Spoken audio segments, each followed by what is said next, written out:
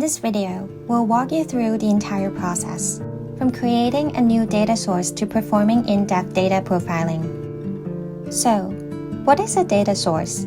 Simply put, it's the essential foundation for building charts and dashboards, referencing data from database tables, or data in files or ODBC sources.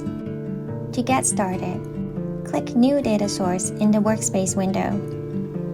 First, give the data source a name. On the left, select the type of source you want to connect to. This can be a database connection, a file like a text file, JSON, Excel, or even an ODBC source. For this tutorial, we select Database. Next, choose the connection type. We use MySQL for this example. Then click Next. Here, you can either use existing connections in Navicat or create a new one. In this case, we create a new connection. Just enter the connection details. Then, click Test Connection to make sure everything works. And click OK to create the connection. A new tab will open for you to edit the data source. On the left is a connection pane that allows you to navigate through your connections, databases, and their objects. If you want to add more connections, click this icon and follow the steps. From the connected database, you can drag and drop tables into the middle design pane to build the data source. As you can see, the system automatically detects and creates joins between the tables based on their fields and properties. You can click on any join to verify its settings. To create a join manually, just drag a table node and drop it onto another. Let's add one more table to show how it's done. You can configure the join type and fields in the pop-up, then click OK to save your changes. From the data source toolbar, you can use filter, sort, and projection controls to manipulate the data.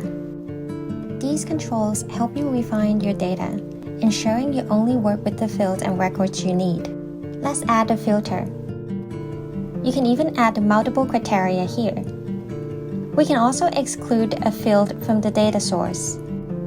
Once you're done, click Apply and Refresh Data to apply the settings and refresh the data. We can see a preview of the data in the bottom pane. You have two main options for connecting your data: Live and Archive. Live mode retrieves data from your servers whenever the data source is being used or loaded. Archive mode takes a snapshot of your data and stores it in the workspace for subsequent use by building charts. Now, let's look at the data preview pane. The column button lets you show or hide fields. Simply uncheck a field to hide it from the preview. The new Custom Field button lets you create new fields based on your existing data, such as by changing data types, concatenating text, mapping values, or performing calculations. In this example, let's create a calculated field. In the pop-up, give the custom field a name and define the calculation in the body. Use the Fields tab to easily add fields to your formula. You can also use the Functions tab to apply built-in functions for your calculation on the left. After you've finished, click OK to save the field. We can now see the custom field in the Custom Fields section. You can right-click on it to make further changes and double-click it to locate the field on the preview pane. Let's save our work. You can now access this data source anytime from the Workspace tab. Next, let's explore the data profiling feature.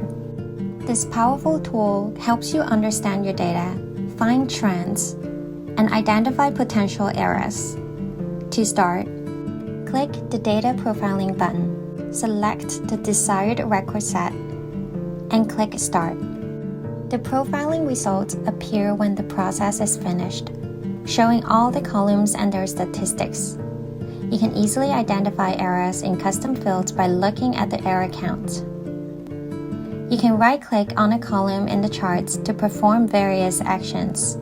such as spotlighting a value for investigation, sorting, or changing the chart's layout.